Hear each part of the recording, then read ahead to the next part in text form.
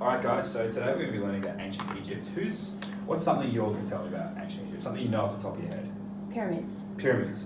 What was in the pyramids? What were they used for? Tombs. They were tombs.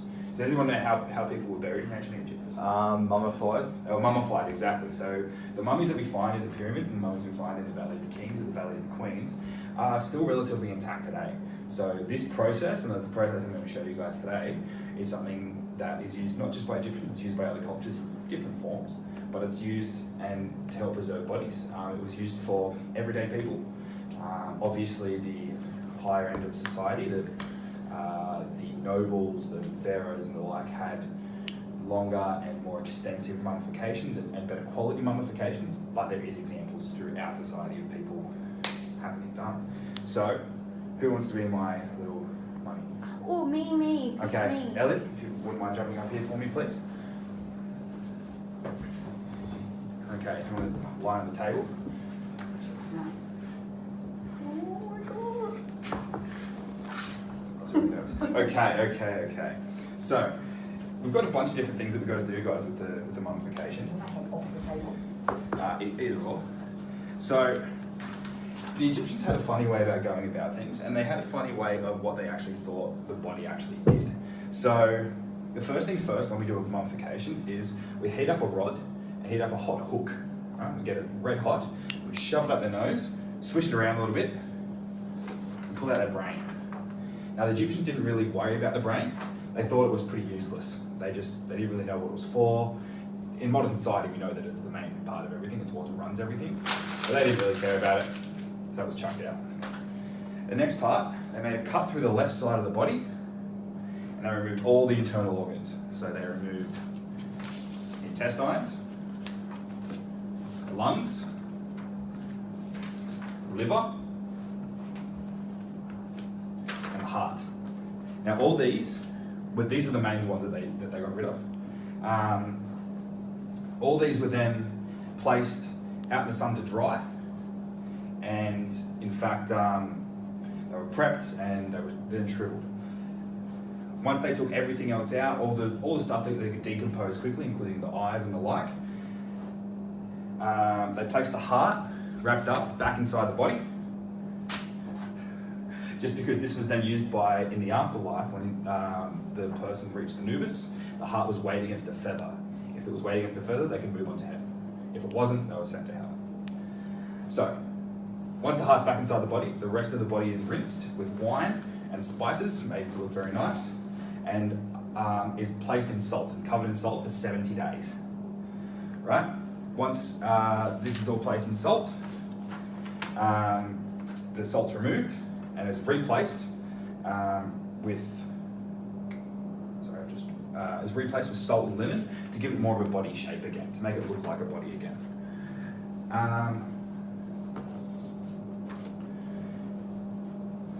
So after this, the body's placed in a sarcophagus. Now, for some of the poorer people, they didn't really have a sarcophagus. They were sometimes just put in the ground or the like, or they maybe had a family burial chamber that they were all put in.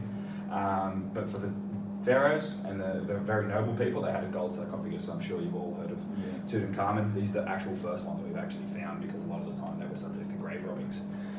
The rest of the body was placed in, the rest of the organs were placed in the canopic jars. So in the baboon-headed jar, the lungs were placed. So this guy just here. Actually, the lungs were placed, and this is his name was Hapi. All these gods represent the cardinal directions. So Hapi, he represented north.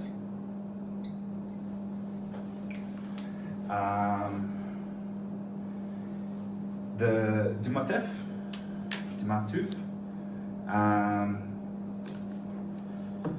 he was representative of the east, and he was the jackal-headed god.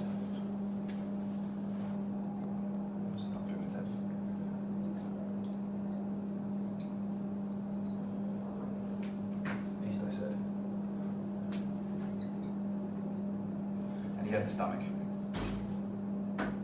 Sorry, I lost one of my sheets just before. And then we had EDMT. He was the human-headed god. He represented the south, and this is where the liver was kept.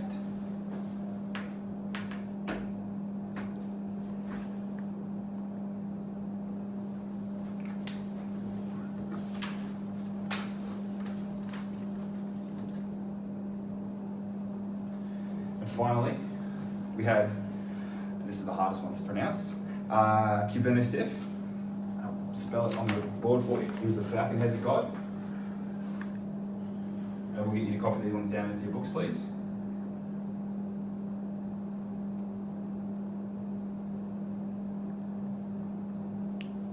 Kubernetes, and he represented the West. And he was where the intestines were held. So the most common and the most important part, I'll put this on upside down. Mummies don't talk. Mummies don't giggle. We took the tongue out for a reason. Can I ask a question, You sir? can. With these 4 canoptic jars, Yes. are they the same for everyone? Or Yes. Yeah, they're all the same. There was some slight changes over the years, but relatively, they were the same. Okay, They may have some difference. As you can see, even in the pictures, there are some with more writing on them. Yeah. If these were in colour, you'd see that some had gold. So some of the richer pharaohs and some of the richer people could afford better quality, but mostly there was some slight changes in Newer Kingdom Egypt. These were the 4 that we used. Oh, cool. No problems. So now we move on to the major part. We get to wrap up the body. So if the mummy could put her legs together, please. That sounded a lot worse than I meant it to. It did start from the base here, and it was used a wrapping technique. Now, obviously, I'm just using toilet paper, but linens and multiple layers of linens were used. So, who can tell me, just while I'm wrapping, what's a famous pharaoh they can think of or have heard of? Tutankhamun. Tutankhamun, that's one. Why was he famous? I think he was famous because he was so young, wasn't he? Wasn't was so young. Like a kid? He was only a kid, Yeah. but he's also the only one that we've found. So Right, every okay. other one. Hang on, I just got to shut this mummy up for a minute. Every other major pharaoh was grave robbed. So a good example is Ramses II. He ruled for approximately 60 years. Nothing's been found in his tomb except his body. Right. Whereas Tutankhamun, who only ruled for, I believe, five years maybe, he's had all these gold and all these riches. So it's very, very interesting. So Because were they buried with their possessions? they were buried with their possessions because they believed that in the afterlife, they could use these in the afterlife. Right, okay. And carry on. This mummy's still moving, so I might have to just wrap it up a little bit more. Oh God, it's alive. So guys, with that, once the body's fully wrapped like this, it's then placed in the tombs. These could be in caves, in burial chambers, in various different areas, and it's left there. People would go and often pray to these mummies, to their elders, and ask for guidance, ask for the like. Yeah. Any questions, guys? It makes you think how many undiscovered tombs are out there. Definitely, Which could be buried by definitely. sand over, hundreds, thousands of years. That's exactly right. There's numerous caves that nooks and crannies in Egypt that can hold burial sites. And same as even with the Valley of the Kings and the Valley of the Queens. We're still using X-ray technology to find antechambers and off chambers in